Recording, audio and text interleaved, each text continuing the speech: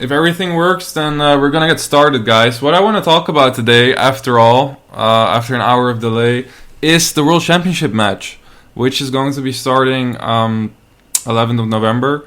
And I think everyone is pretty excited about this, and I had a lot to talk about. I'm gonna try to squeeze as much in as possible in like an hour. And I really suggest that you guys, put your questions on the chat and,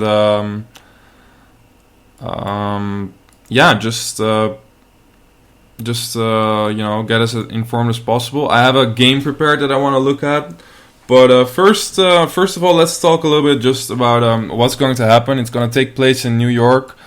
As most of you guys know, Sergei Karjakin is the challenger. He's going to be challenging Magnus Carlsen, the current world champion, who defended his title in the previous two matches against Vishy Anand.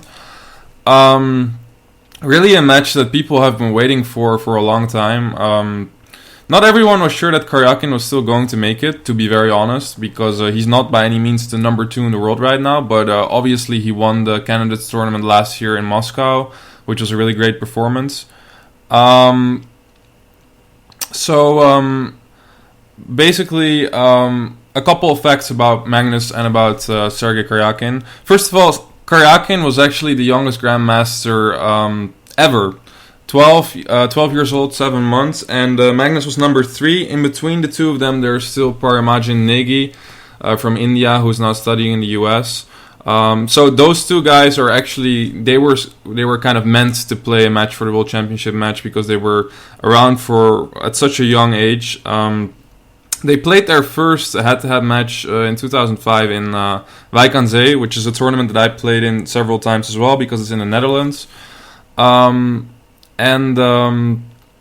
I said, this year the match is going to take place. There's a couple of other interesting facts. First of all, Magnus is at +4 right now. He lost only one game in his career, and that happens to be the game that I want to talk about today because I think it's an important game to at least see where Karjakin's strengths could come from in this match.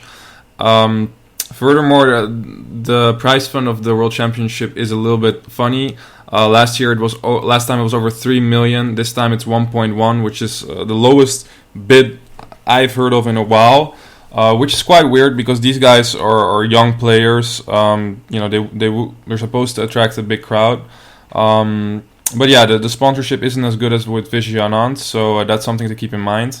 Also something Eric and I will be talking about as we have another show coming up in which we're going to discuss the match in more detail.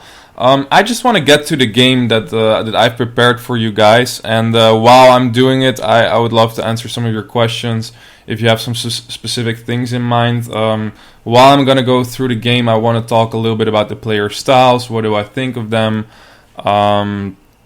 just give you sort of an overview of my impression of both of these players. And like I said, I think it's interesting to have a look at this one game that Karjakin won, which was in 2012, also in Wijk aan Zee. I was there when it happened.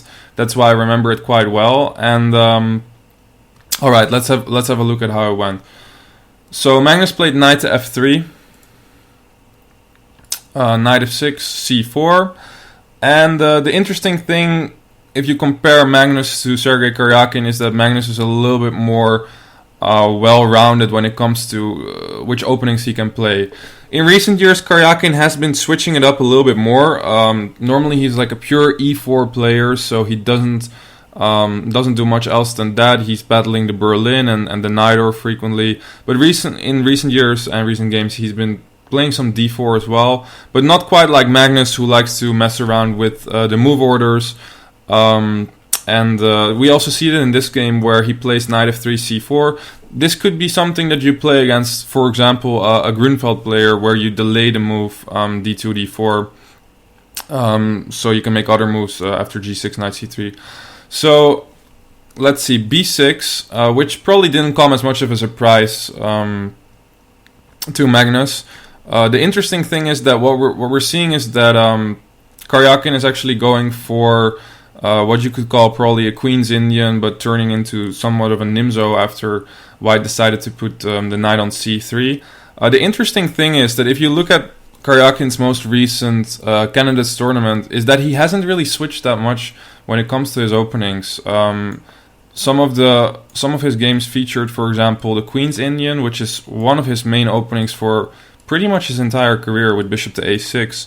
And if you were to play knight c3 against him, he would probably go for bishop b7, which would lead us back into this game. So Sergei Karjakin, as I said, actually really sticks to his repertoire, and even now he's playing similar stuff. So that's interesting to think about in terms of the match. Magnus played a3 here, which is the Petrosian variation. And this is not something I expect him to play this match. It's not as popular anymore, but the idea is interesting because here black usually plays d5 to capture the center after all, and basically indicate that, well, white has prevented bishop to b4, but hasn't really done much in terms of fighting for the center by playing a3 otherwise. So d5 is a strike in the center to basically prove that this was not a very useful move. And here Magnus played bishop to g5, which is kind of a sideline, and I included some of Karjakin's notes, so we're going to go through some of the things that he said about this game when he analyzed it afterwards. In the meantime, I'll get some of your questions. What's my name? My name's Robin. I'm not married. Some of those important little things that come by. I'm not married. And I'm not American, I'm Dutch, yes. Alright. So the main line over here actually goes c takes d5. Knight takes d5, queen c2. And one of white's main ideas is that he's going to play e4. And that actually becomes sort of a Grunfeld type of position. Now, normally in the Grunfeld, black would like to play g6, bishop g7, and then put pressure on the center with c5. The reason that that's not maybe as good of an idea here is because, first of all, bishop g5 looks annoying. Secondly, there's moves such as h4 here and h5, which might be dangerous. So the main line goes something like bishop e7 here, and black usually decides to attack the center with c5 or c5 here immediately. So that's the main line, but as Magnus so often does, he doesn't really follow mainstream theory. And in this game as well, he plays for bishop to g5. And what we see is sort of a standard way that both sides develop their pieces. And Magnus goes rook c1. So far, I would say that this is not a surprising opening choice by both Magnus or Karjakin. Magnus generally, especially in his tournament games, doesn't come up with the most critical opening ideas. So also in this case, he's just trying to sort of seek to get out of theory as soon as possible. And this is quite a rare line already, because he's playing a lot of normal moves, but he's included this move a3. And Sergei here actually made a strange decision. In his notes, he says, Magnus chooses the rare move, the Petrosian line, and already here I started to think, meaning that he didn't really know what to do. And when I was reading this, I thought to myself, well, if Sergei doesn't know what to do here, and this was in 2012 after he already played these type of lines for such a long time, that's interesting, because if you think about the match, it will be quite easy for Magnus to surprise Karjakin regardless of how well he is prepared, simply because Magnus doesn't necessarily have to choose for a line that gives him an advantage. That's one of his big assets, right? That he just goes for something that gives him a good game. And if Karjakin wants to go for his normal lines, I think he gives Magnus a lot of space to just go for playable positions, and not necessarily his normal repertoire is not necessarily very forcing in the sense that Magnus doesn't have many ways to sort of divert from normal theory without immediately allowing a draw or something like that. So guys, once again, if you have questions in the meantime, feel free to ask. So moving on with this game, Karjakin plays h6, and this allows a typical exchange on f6. C takes d5, e takes d5, and over here we get into what will become very soon a hanging pawns position. Now, a hanging pawn position is something that gives really decent play for both sides, because on one hand, hanging pawns can become a weakness. On the other hand, if you manage to push them even further on into the center, that could really become something dangerous for white to look out for. So, one interesting way to play here for white is normally b4, because it's hoping to prevent c5. Magnus didn't play this in this game, and the reason for that is actually clear. Black would anyway go for c5, and if we were to take here, he would go knight to d7 and capture here with the knight and get a pretty active position. Now you might be tempted to go knight takes d5 and take another pawn, but after queen a5 check, things are starting to look a little bit awkward for white, as he's struggling to protect both the knight and against his check. For example, if he puts the queen on d2, you can simply exchange and take the knight on d5 with the bishop. So basically Magnus just goes for development over here, and so far there's really nothing special about this game, in the sense that Magnus is losing control or something like that. So far, it looks like a normal game, and there's no particular reason why Magnus lost this game. And please take into account, this was a game in 2012, but at the same time, Magnus Carlsen had a rating of around 28-35 at this point, which is only about 20 points away from his current rating. So it's really, you could really make the argument that he was more or less the same player back then. Maybe he's a bit stronger now, but he really wasn't a bad player at all. So going forward, knight to a6, which is very typical. The knight not only does sort of a decent job of defending the pawn on a6, but also knight c7, knight e6, moving towards the center is one of the main ideas. Knight to d7 would be an alternative, but immediately after white plays bishop to b1, it already looks a little bit awkward, because, for example, if white were to take on c5 on the next move, we no longer have the option of taking with the pawn, as the knight on d7 actually blocks the defense of the d-pawn. So, some people say in 2012 Magnus was a monster. Yeah, he really was. Like, I wouldn't say at the top of his career, but definitely there's no reason to not take this game very seriously. So yeah. One thing that black could try in this position is c4, which I think is quite instructively met by e4, immediately blowing up sort of the protection of that pawn. And after something like this, I think black is already in a little bit of trouble, as for example rook c8, the normal way to defend the pawn over here, runs into knight d6, attacking both the rook and the pawn. So this is something that black doesn't really fancy getting himself into. What is instructive though is that generally if black could go for something like c4, b5 while preventing e4, that's definitely something black would hope to do, because that's how he could seize the the initiative over here, other than waiting for white to just take on c5 and then somehow try to get these pawns going, both the d and the c pawn. Okay, Karjakin plays knight a6, knight to e5. Again, pretty logical play here. Magnus probably wants to set up this sort of battery attacking the king, especially now that h6 is played. The king could be a little bit weak, and he can always protect this knight on e5 if, for example, rook to e8, f4 seems very logical. And also this, I think, is the type of play Magnus likes. It's very positionally sound. And why do I say it's positionally sound? Well, white no longer has a dark squared bishop, and that's why white can actually afford putting these pawns here, because it doesn't really limit any of his pieces. Of course, it leaves a slightly backward pawn on e3, but imagine we would still have a bishop on d2. That would actually really harm the prospects of that bishop ever becoming a very well-placed piece. We don't have that problem anymore now. So this is something quite typical for white to try and build up an initiative. If Karjakin were to deviate from his repertoire, what do you think it would be? Like I said, next spiral, I think it's going to be something really forcing. So For example, the Berlin in a way is quite forcing because it's very hard for white to get away from the endgame, and once you're in the endgame, that can be analyzed quite easily.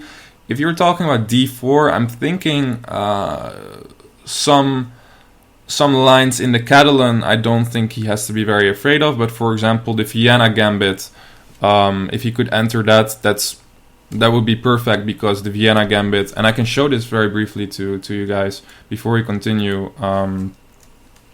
Vienna Gambit would be, let's say, the main line in the instead of playing b6 here, right? The Queen's Indian, which he normally does now.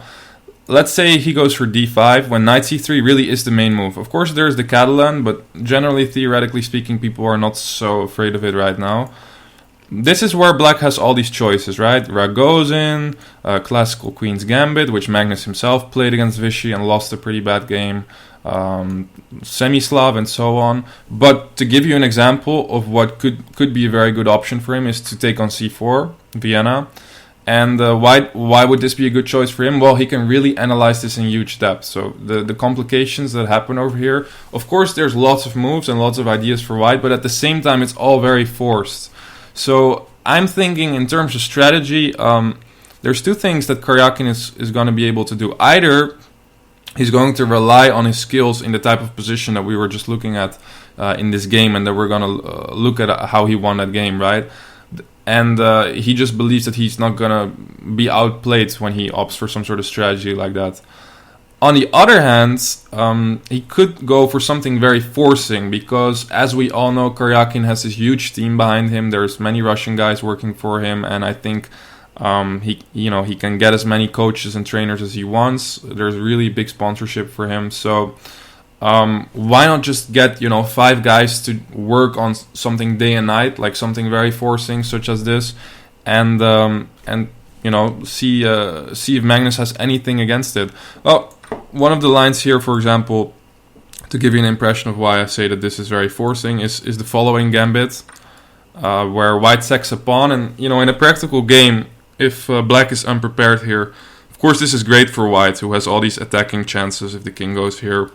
But I've actually played this myself as black, and many other strong players too, or actually other strong players.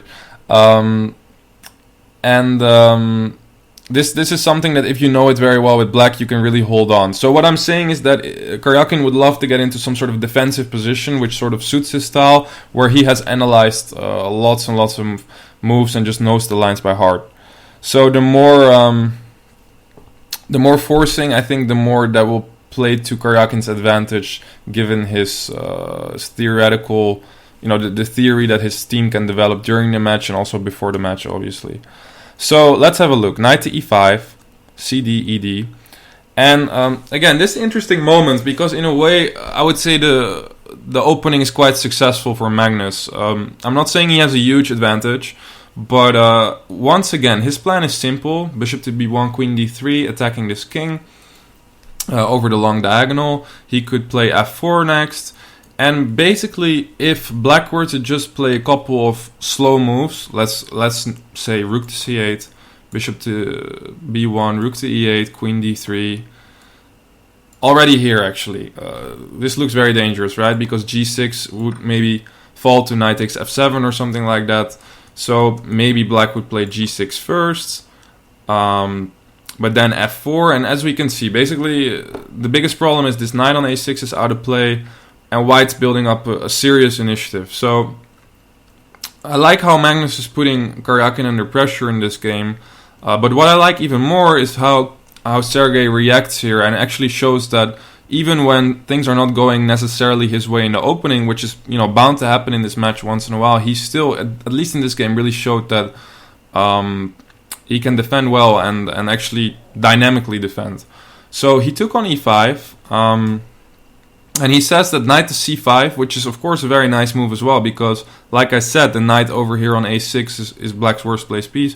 Why don't you get it into play with a little tactic, knight to c5, building on the fact that d takes c5, bishop takes e5 simply doesn't look very bad for black at all. You can already start thinking about taking over the initiative.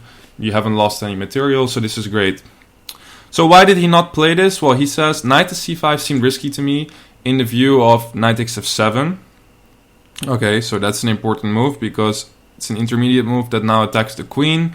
We're pretty much forced to take back with rook takes f7. And after d takes c5, b takes c5, queen to h5. Take note that in a way, material is equal, and black now still has these hanging pawns. But the structure is a little bit different because normally white would have an e-pawn, and he just basically gave that up. And Sergey says, and for the human, the position looks very dangerous with such a diagonal b1 to h7.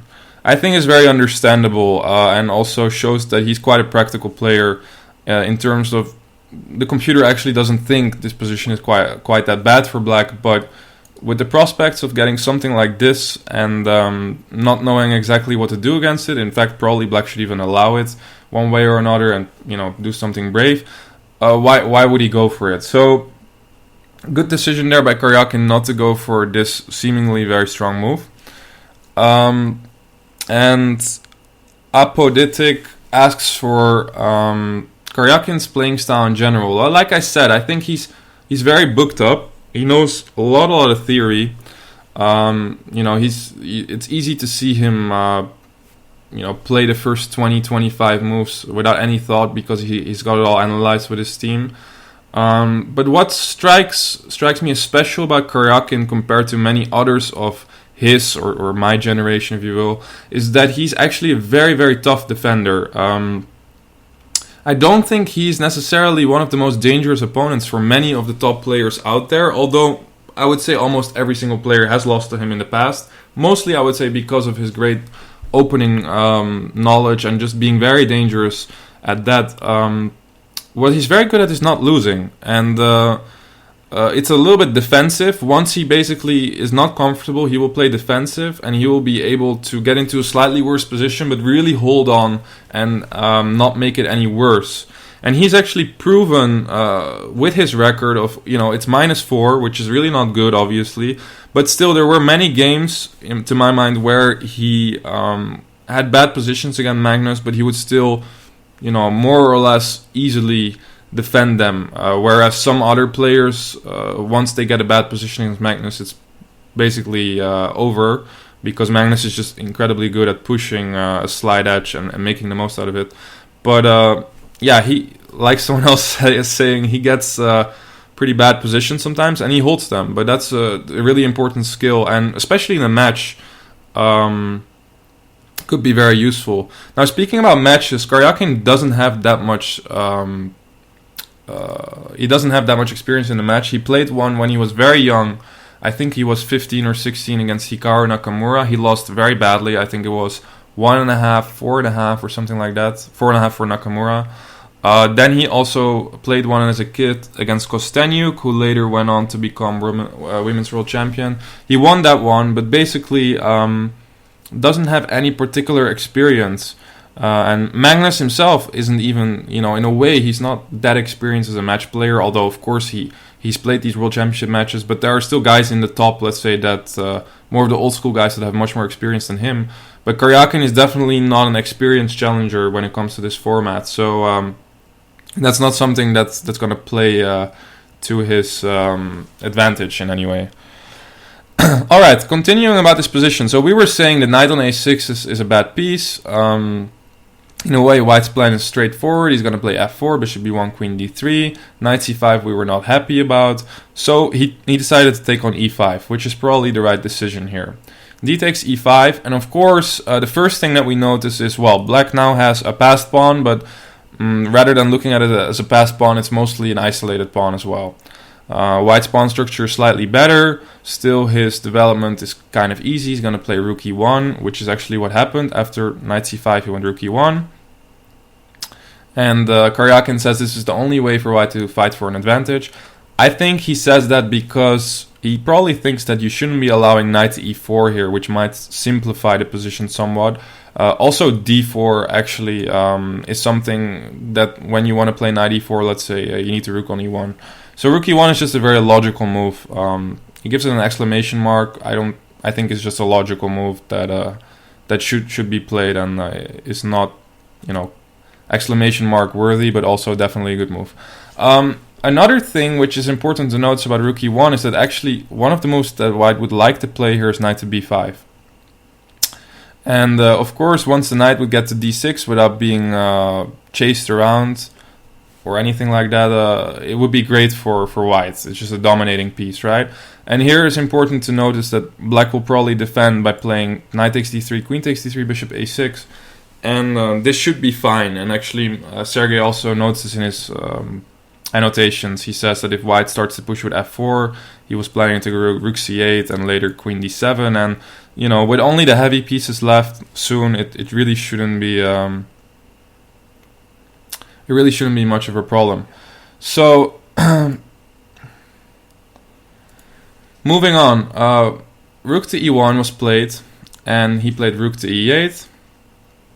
Right now, d4 is not such a great move, because after knight e4, changing everything. Of course, now you don't want to exchange quite yet here, because we simply can't hold on to this pawn.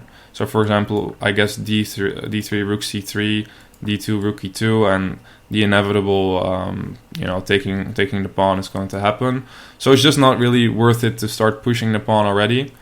Rook to e8, and this is actually an interesting point, because we see here that Magnus is also very capable of sort of overestimating his position, or perhaps just making a big mistake in a game that seems to be going his way. Now, once again, it's important to notice that if knight b5, the same idea applies, right? He's going to take on d3, play bishop a6, and we're not going to get our knight to d6. So the question is, how do you continue here with white? And the logical thing, and also I would say the thing that Magnus would normally do, is to simply play bishop to f1. Bishop to f1 now renews the threat, let's call it a quote-unquote threat, of knight to b5. And after black plays a6, this is a very instructive point. So take a second to look at this. What is really the least developed or the least useful piece here for white? It's currently the rook on c1. Of course, it's sort of developed over the c file, but it doesn't quite serve the purpose that you want it to have. So rook to c2 here is a very nice move. And the idea is rook to d2, putting more pressure on this pawn. And of course, it would be great if we can block it at some point, or simply tie black down to the defense of it altogether. With, you know, if he's forced to do something like queen d7, rook d8, he also has to watch moves like b4 all the time. And pretty much in this position, Magnus would have I would say, significant edge. So here we see clever preparation. Sort of getting Karjakin out of his normal positions, getting a slight edge. Everything seems to go his way, but then we see actually, and this would be Magnus's sort of nightmare scenario. We see Magnus play f4 here in this game. And f4, of course, looks logical. It supports the e-pawn. Maybe you could even dream of setting up an attack one day, but it's really missing the point here. And like you were saying in the chat, normally Magnus would really take that chance to play bishop f1, right?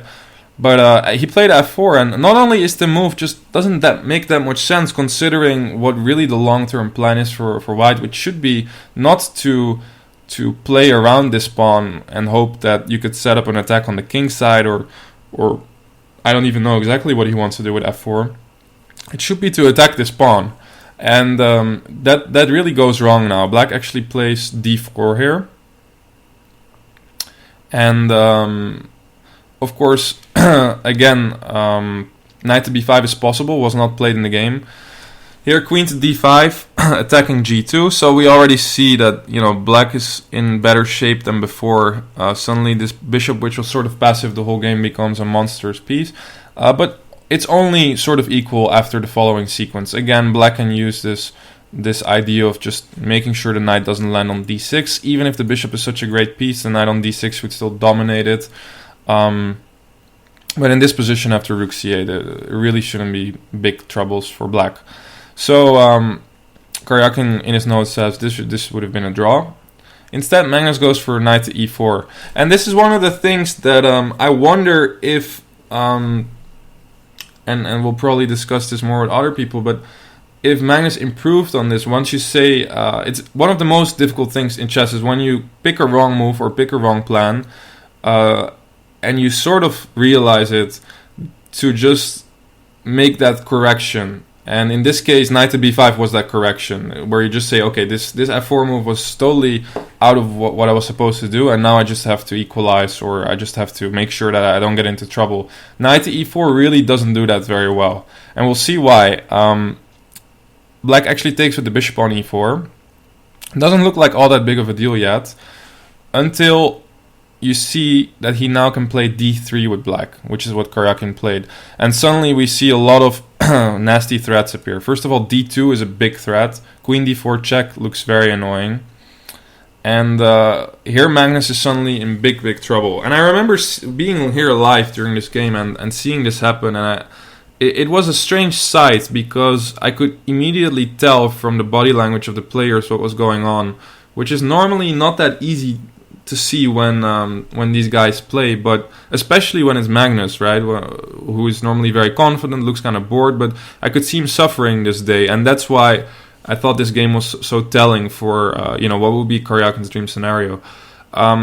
So basically, things get completely out of hand here, and I'm guessing Magnus was hoping in his calculations that he could take on a8, after which d2 will be played.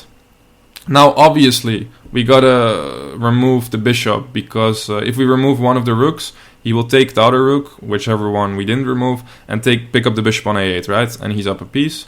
So bishop to c6, queen d4 check, king h1, black queens, and now we suddenly see the point. Not only do we have this nasty fork here, but we also have knight f2 check, which might even be worse than only this fork. So, for example, queen to f1. Of course, you need to realize that other moves, such as, for example, queen c3, you would love to play here, because it attacks the queen, so that means that black doesn't have time to take the rook on c1. But this would fall for the typical mate over here with the double check, and black manages to mate with the knight. So this is something definitely that these players, didn't miss. But also after queen f1, which prevents this pattern, because imagine black were to do the same thing, I would take with the queen on g1, and now f2 will be protected in the same variation.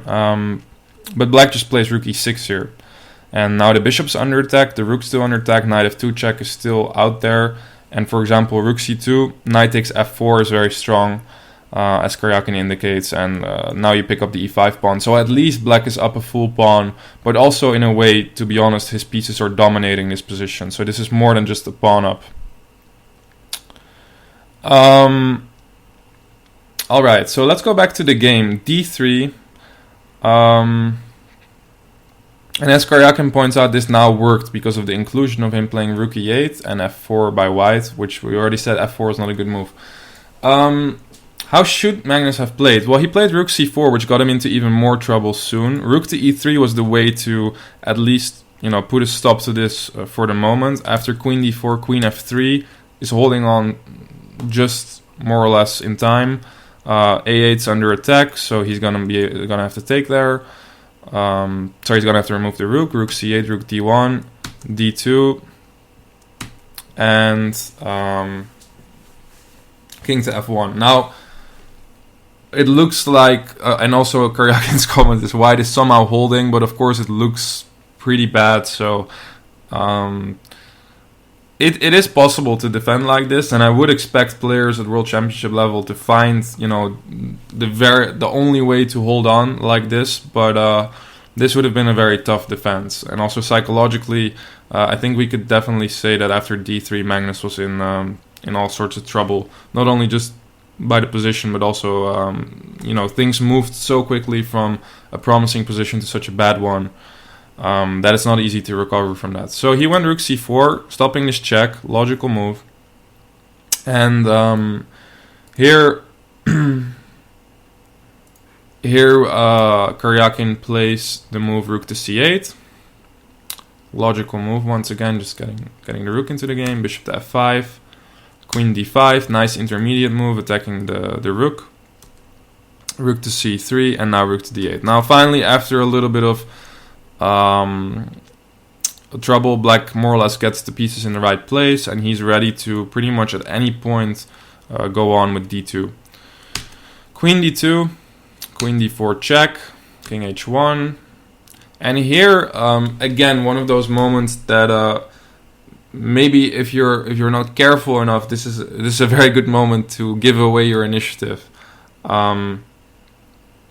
So what's going on is that black has this great dominating position, but white is actually really threatening to end that by just one move, which is the move b4. This knight is really in a way holding it together for black.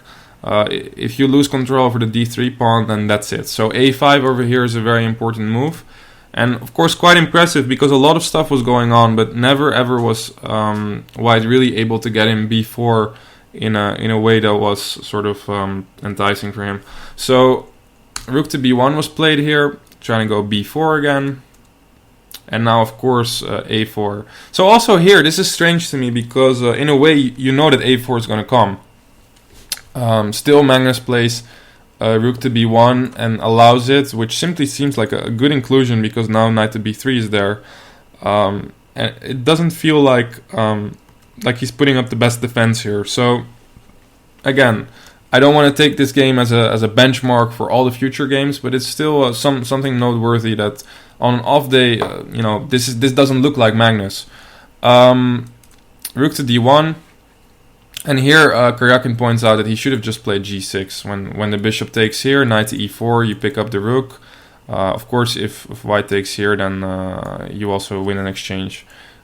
End the game with it probably because this pawn falls and there's back rank mate.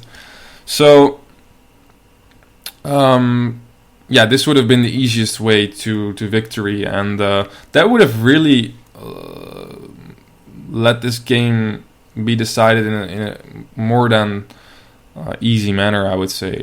It really looks like almost an amateur playing a grandmaster in a way if g6 were to be played. Because after the move rook to d5, Magnus now starts to put up a good fight. He plays h4, which looks a little silly, but he needs to create some luft for his king over there, and he maybe wants to stop ideas related to g5, opening up the access to the pawn. So, alright, g6, bishop takes d3, rook d8, and it looks like it's all over because there's just too much pressure over this foul, but Magnus shows that he still has this move queen to e1, and now he's inviting black. Of course, he would love if black just takes here and lets him off the hook with this ending, which is probably better for black, but not quite that dangerous if you look at where white comes from. For example, queen to b4, he's probably going to be able to get rid of at least one more of these pawns. And actually, materially, it's not even that bad for white. He has a queen and a pawn for two rooks, so that would be the least of his concerns. Instead, Karjakin took on f4, which now breaks up the protection of the e5 pawn. This is really Magnus's where Magnus strives, in my opinion, where he finds these last little moves that still keep him going. E6, very annoying move, and the line that's behind this is that if you take on d3, takes. Looks totally lost, but actually we can still take, and play e7. And white's still fighting over here. So e6 was played, knight takes e6, and bishop c2. And as Karjakin points out, he thinks Magnus is defending quite well in this position. It's true, at the same time the position is still totally lost, but he's not losing big material quite yet. Here Karjakin plays a very nice move in my opinion, just strengthens the defense of the a4 pawn, and takes it slow and easy, because not only is he a pawn up, his knight's better than this bishop, I would say. Also his king is just so much more safe than white's king, and that's also going to be what really decides the game here, and what makes it easy for black to win this. So rook to e3, knight to d4, attacking the bishop, bishop d3, King G7, another slow move. And both of these guys like to play these type of moves. I would say almost any top player, but especially Magnus also strikes me as one of those players that is very good at putting pressure on the opponent by just making a slow move like King G7 or King G2 when he's better. And Karjakin shows here that he also has those type of skills where he knows. Karjakin definitely knows when he has to rush and when he shouldn't rush. That's also what makes him such a great defensive player, and what makes him very dangerous once you give him the initiative, because he knows when to accelerate. Queen F6, King G1, Queen F6, King H2, Rook to H5. Now things are starting to become a little bit sharp. Rook to H3. White doesn't want to play G3 because it's weakening the F3 square. If G3, Knight F3 check is immediately losing. Rook H3, Knight E6. Now considering Knight F4, Rook F3 takes, and as we can see, the white position is falling apart. Queen D4 check, Queen F2, and in this position, Black was just up 2 pawns, and Karjakin converted this quite easily. So this was a game that I think is important to note, because this is really what Karjakin is going to be hoping for. I wouldn't call this game a miracle. I wouldn't call it a big accident. It just shows that, if Magnus makes one mistake, then don't underestimate Karjakin, because he plays this to perfection, more or less. So what do I think would change if a scenario like this takes place? Because I do, of course, think that Magnus is the big favorite. Perhaps Magnus has shown in the last couple of years even a little bit more stability than before in 2012. In the sense that when he has a bad day, he just doesn't lose. He really doesn't lose. And especially in a match, when it does happen, he's able to recover from it quite quickly. If I think about the last match where he played Vichy Arnand, and I think it was in the third or in the second game, it was just after he won his first game, he immediately lost a game pretty much out of the opening, and after that continued playing as if nothing had happened pretty much. Although Vichy had chances in the match, obviously, but still he showed that he's quite okay when it comes to just forgetting about the bad results and the bad moves that he played in the previous round, and just go on with the match as though nothing had happened. So, this game is something that Magnus will be thinking about, because this is really the only time that he had big trouble with Karjakin. In the next episode, we're definitely going to look at some of Magnus's wins over Karjakin, because one of my favorite games is among them. And we'll see, actually, you could call this a fairly technical win, but I would say that the way that Magnus beats Karjakin is even more sort of slowly putting pressure and sort of strangling almost his opponent. I would say that the area where Karjakin might have a better chance is this type of position where there is this sort of acceleration taking place, as was in this game, where it looked like nothing too major was happening, and then I think Karjakin just played really, really well after he decided to change the pawn structure here with bishop takes e5. So again, I find it very hard to point out an aspect of Karjakin's chess that is significantly better than Magnus in that field. I just don't think it's there. But this is something that I do think that Karjakin's good at, and also that is maybe the case because even though he plays very solidly as Black against d4, he definitely is a sharp player when it comes to e4, both with White, which is more or less required. You need to be able to play very sharp chess if you're an e4 player. Also, just he's always played the Knight of Sicilian and very sharp Sicilians in general, so he really knows how to attack very well, and he knows exactly sort of what a position demands from him when it's time to speed up and so on. Once again. So what I need from you guys now is some more questions. I hope you enjoyed the game. Definitely, probably one of the most important games to look at in terms of their history.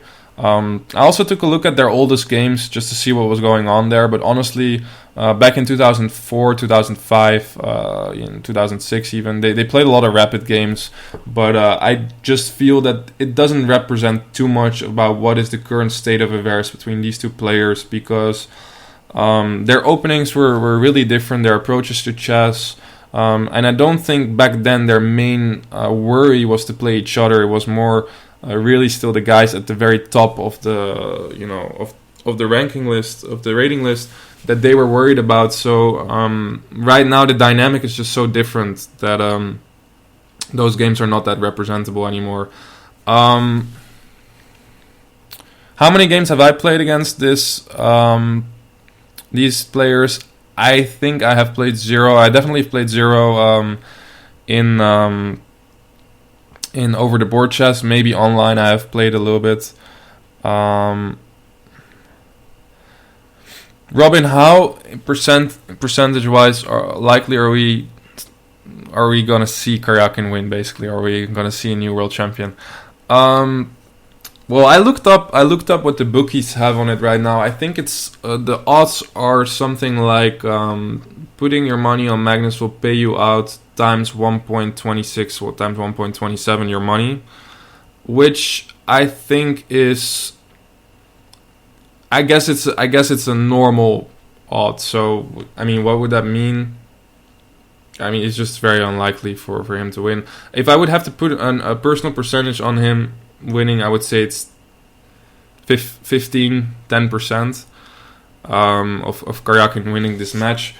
But then again, I might be a bit harsh, because if you look at the Karjakin we saw in the Candidates tournament, if he's gonna show that level, perhaps he has a much better chance. And I just feel that we haven't really seen enough of him recently to judge where he's at, because the tournaments that he did play before this, he was just really not motivated. And that's also something interesting, that when Magnus plays, except maybe in the Olympiad or some other tournaments where he doesn't get to play the strongest players, but whenever he plays, I feel that he's very motivated. But Karjakin showed in the Bilbao tournament this year that he sort of said yes to that event already.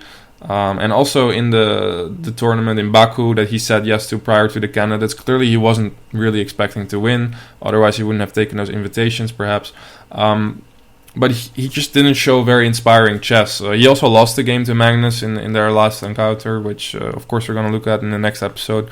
But yeah, I would say 15% is decent for now. Is he able to do better than Vichy? I think so. Although I still think that Vichy had fantastic chances in especially in the last match, but I'm just hoping to see more resistance from Karjakin, just because the more exciting the match, the better for them and for the spectators and so on.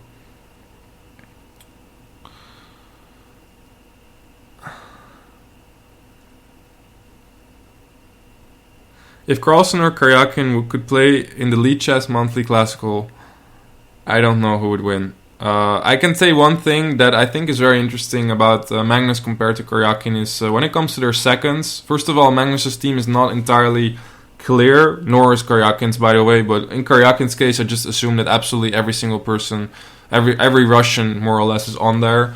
I think that even maybe Kramnik and so on are asked to help him, even if they don't necessarily want to. I feel that when there's a Russian challenger, absolutely everyone makes sure that if they have something important to say, they're gonna tell the challenger. But in Magnus's case, I think that he doesn't always value the opinion of his seconds that highly. He really has his own way of looking at chess. It's known that he doesn't always agree with the engines, and it's also known that Karjakin. It's actually a story that Karjakin was working with Vladimir Kramnik, and I think that at some point Kramnik just went a little bit crazy, because Karjakin wouldn't stop analyzing lines for black until the computer would say 0.00.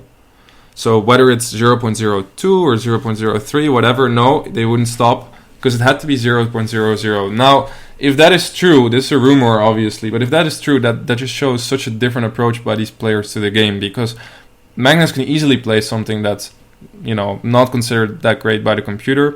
Maybe not in a World Championship match, but in a normal game, he really doesn't care that much. Whereas if Karjakin is that influenced by the computer, which, by the way, guys, that really could be the case, because if I think about, for example, Wesley So, I really think that he takes the computer's words, pretty much anything that the machine will say, right? And he has a very good understanding of chess by himself, but the computer to some players is really just the authority, and they're not going to question it if it evaluates a position a certain way, if that's the case. But Magnus clearly has a very own opinion on that, and also when it comes to his seconds, proposing him things, I imagine he will decline quite often, and I think Karjakin is much more open-minded towards like when someone comes up with an idea, he's very happy to just learn about it, and I think he is a little bit more open-minded in a sense that he will more quickly take other people's word on something. I think Magnus is a little bit more stubborn in that sense. John Ludwig declined being Carlsen's second this year. That would be easy. That would be interesting. I didn't know that. I thought he would be on his team for sure, because he pretty much always has been.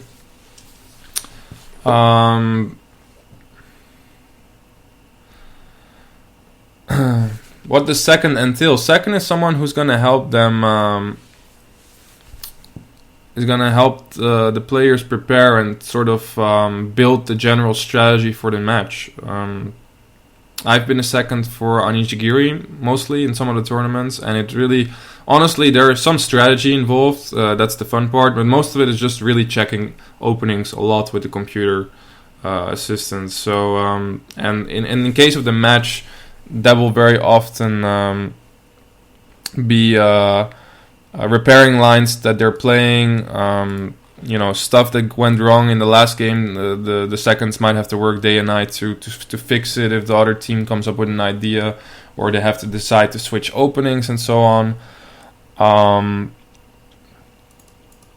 And Shag actually asks an important question. Do you think Karjakin is going to be overwhelmed by the amount of information that's going to come towards him? That's something I've been thinking about. And I think if he has a good team around him, and I'm assuming that he has good coaches and not just people who know how to play chess very well, but also a little bit of psychology and just match strategy. If he has a clear strategy, I think the people around him are going to be able to monitor what sort of comes in and what doesn't.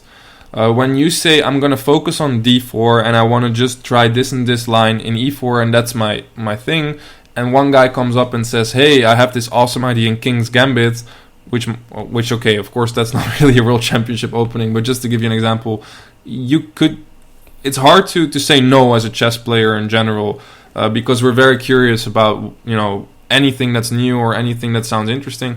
But if you have a coach sitting next to you and saying, yeah, but that has nothing to see with our match strategy and it's not for now, that might make it easier for him to filter through what's relevant for this match and what's not. And I do think there must be people helping him with the management of the amount of information that's coming in. Not only that, also just who is working on what and so on. And one of the biggest decisions for him, I think, once again, is going to be his black opening against d4, and that's, by the way, not only Karjakin, that's also Magnus, because I do think that against e4 we will simply see Berlins. We could maybe see an Italian appear, because that's been trendy recently, but I doubt it. And of course the Berlin has proven to be solid as always. As solid as ever in the recent games, so I expect this was really the opening in the last two World Championship matches too. So I think both guys are wondering what to do with d4. Karjakin is also going to think a lot about c4, knight f3, for example, knight f3, g3, just trying to get a game right. But I'm thinking that with white he's going to go d4. And the nice thing about d4 is that there's not really a consensus quite yet on what is the most solid opening. So, in the last World Championship matches, we've seen Grunfeld, we've seen Queen's Gambit declined. Karjakin plays Queen's Indian, and they're not going to pick the same opening as Black. I'm pretty sure about that.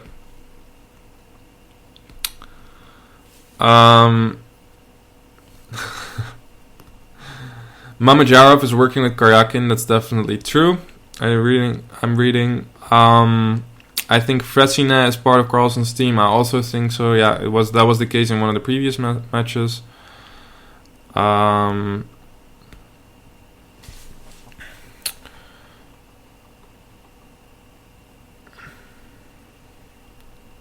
Robin, if Geary won the candidates instead, would you be researching forced draw in all Magnus openings right now?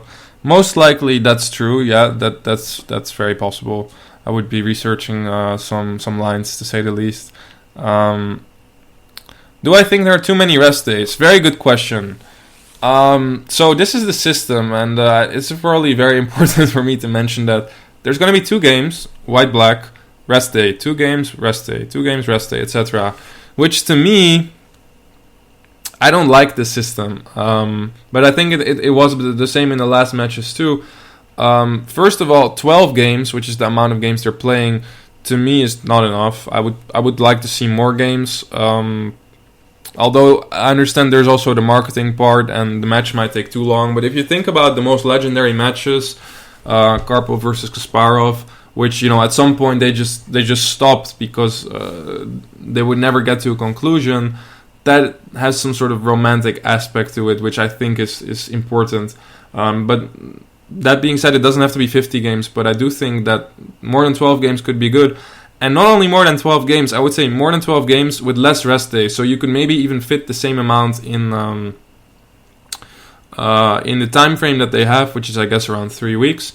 But just make it more both mentally and physically challenging for both players. Now, the first thing you might say is that'll be to Magnus' advantage because he's in a great shape, and Karjakin, at least not as we know, being as good of a shape as Magnus.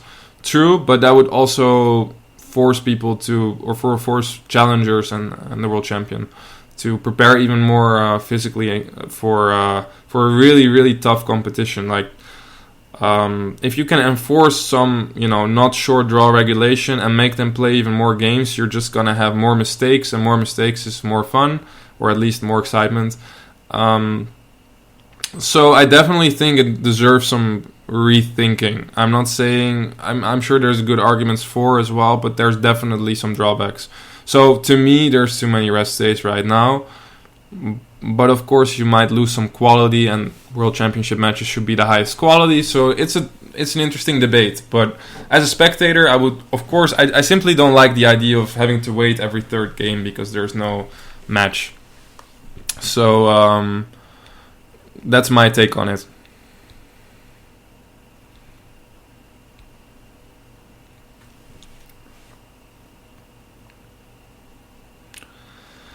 Include a bench press and pull-up contest between the two and make them worth a point each. For example, yeah, you would have some really big guys, taking part. Definitely, Magnus has Peter Heine Niels on his team, who's a big guy who, might be able to help out.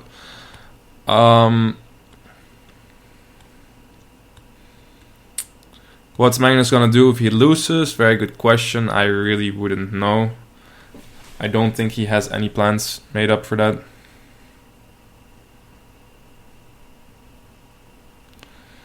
Do I think that Karjakin is going to be uncomfortable in Manhattan where the match is held? I don't think so. I don't know what the venue looks like, but normally speaking, it's very hard for the spectators to make any sort of connection to the players. Also the players are really they're in their hotel, they don't go out much, you won't see them, you won't find them, so it doesn't really matter where the match is held for the players, but New York otherwise is a great location. But I don't think it makes a big difference for him whether it's in Russia or New York. If the match was held in Russia, then that could also mean a lot of extra pressure. If you look at Vishy Anand's, I would say Vishy Anand's performance in the first match, which was held in India, was worse than when it was held in more neutral ground. Although Sochi in Russia, whatever your conception of neutral ground is, but when it comes to not being in Norway, not being in India, he actually did better there, and I think it had to do a lot with the home field sort of pressure, and there is also a reason maybe why Magnus is not playing in Norway. But I think New York is a fairly neutral location. He will have lots of Russian supporters there, and yeah, I don't think it will be a problem.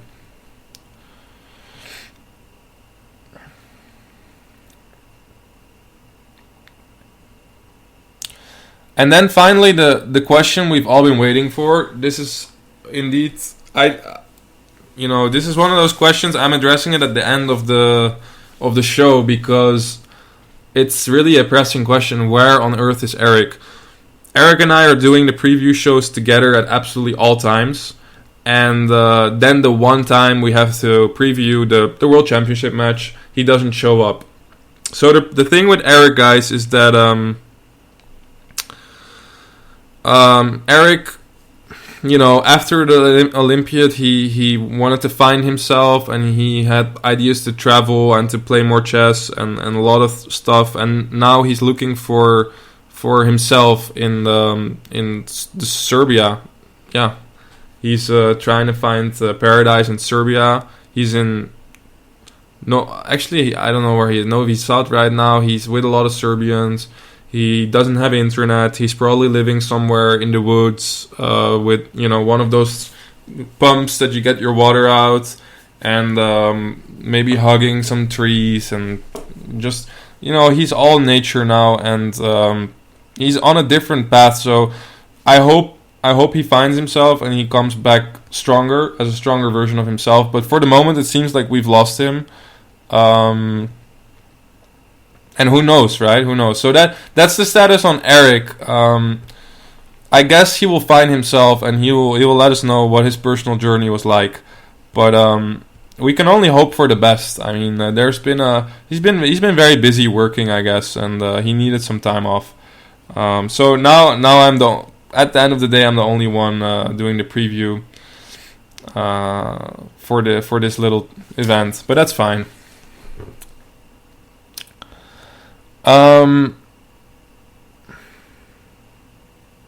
How much? No, I'm not going to answer that question. Do you think players will bring personal chefs? Yes. Do I think they will bring like masseuses and stuff? Probably also. They're going to bring all the luxury they want. They're going to stay in some of the nicest hotels in the neighborhood, I'm assuming. Magnus always brings his own chef, nutritionist, I don't know, psychologist, you name it. It's probably gonna be there. Like, those guys are, I think, honestly, the match, they're playing over 1.1 million, which is really play money for them in a way. When you think about probably what they can make once they win the title, especially Karjakin is gonna make so much more money if he wins, right? So also the amount of funds that these guys have at their disposal is quite big. Especially Karjakin, I think, is quite limitless. So they're going to have absolutely anything that could help them somewhat winning this match. And Magnus already sort of has his thing laid out. So he has this chef. He doesn't have too many seconds with him. He has some sort of rhythm. And they're putting a lot of thought into that. That part is really quite professional, I would say.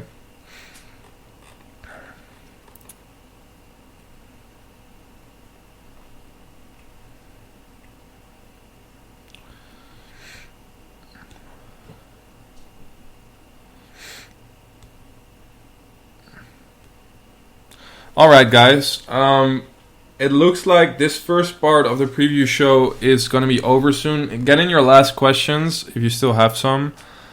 We'll have another one, and I think I'm going to be alone again. That's just the way it goes. I might find someone to join me, but I guess I'm just going to continue talking alone, which is going to be Tuesday. around the same time. Actually, sorry for being late. I saw some people commenting about it. We had some technical issues, but it should be on time next time. And then I will discuss more about Magnus's playing style. I hope that I gave you a little bit of an impression of Karjakin for the moment, and specifically the highlight of Karjakin in terms of this match. I think next episode is going to be a little bit more what is the realistic situation, how small is the chance for Karjakin to win, to put it that way. What are Magnus's strengths? How is he, why is he so much stronger than Karjakin according to most, etc. Recent results, and so on. So a little bit more of a reality check next time, and less about Karjakin in a way, I suggest.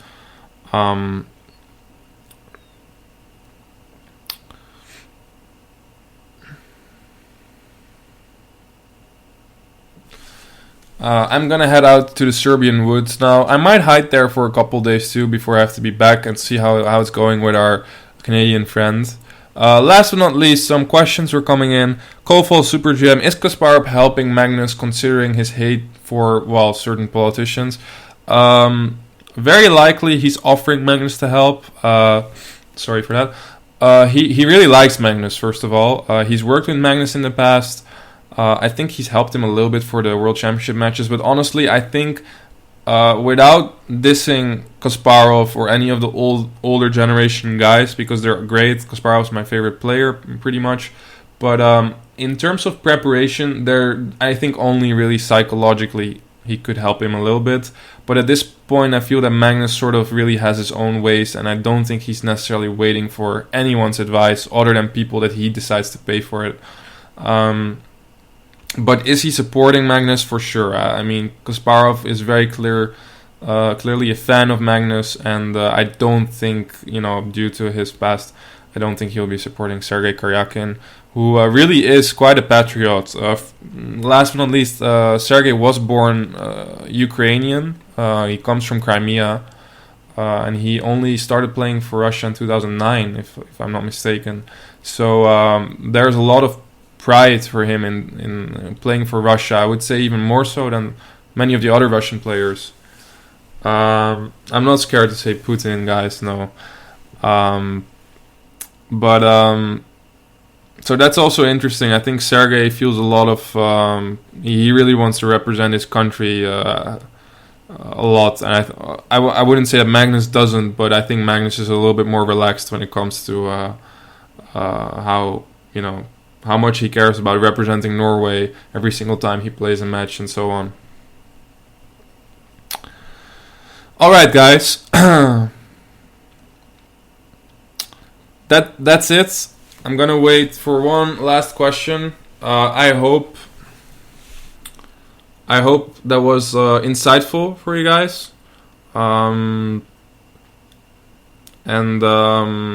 Next time, like I said, I'm gonna discuss actually some of the games that Magnus won against Karjakin. Some of the reasons I think that Karjakin hasn't really performed that well since the candidates, and I would like to dissect a little bit what made him so successful at the candidates compared to any other event. But most of all, the focus will be on Magnus. Good question. Where does the funding for Karjakin come from? I do think it's a lot of government support. Psychic sites. Chess is still one of the biggest sports in a way. I wouldn't say biggest sports, but chess is really seen as an elite, important sport, I think, in Russian culture.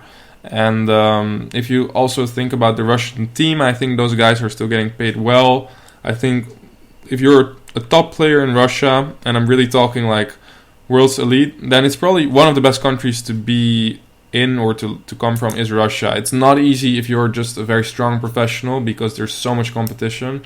But Russia really treats its chess players with a lot of respect, and there is definitely money for the chess players, and especially for a World Championship match. There is a lot of funding for Karjakin. I have no doubt. I don't know the numbers, obviously, but I think this is the last of their concerns. I think they're mostly concerned with what our Norwegian friends going to come up with. All right. Thank you guys for watching. Especially since we started almost an hour later than planned, so I'm glad we still had quite a lot of people in, and that you guys were quite happy to get some questions in. I will see you in 2 days, and in the meantime, follow Twitter, because it seems that our friend in the Serbian woods is still tweeting once in a while about his new life on the prairie there, or wherever he is. And you can still keep track of him. In case he makes a comeback, I'll definitely make sure to mention that on my Twitter. My Twitter, GM Robin VK. Eric's is just Eric Hansen, I think. So keep track of us, and see you in 2 days. And yeah, till then, guys.